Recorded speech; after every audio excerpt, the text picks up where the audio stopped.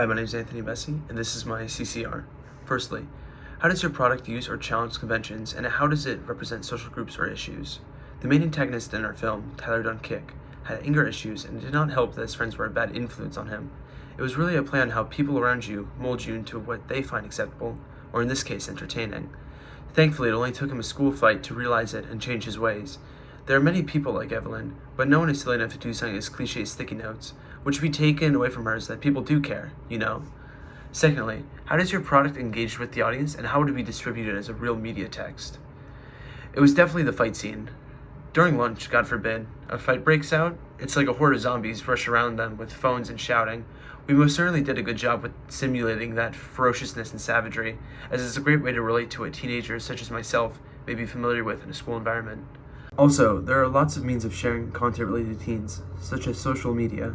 We'd be able to use notable hashtags relating to bullying to advertise and spread our message further. Number 3. How did your production skills develop throughout this project? Before this class, the last time I did editing was during COVID-19, making silly video game montages. It was not all useless though, as it proved vital to the editing of the preceding and final film. I was also gifted a camera before I began taking this class, and it ended up allowing me to work with different magnification lenses, something I'd never done before.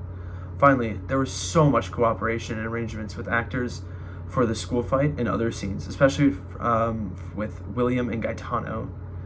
Number 4, how did you integrate technologies, software, hardware, and online in this?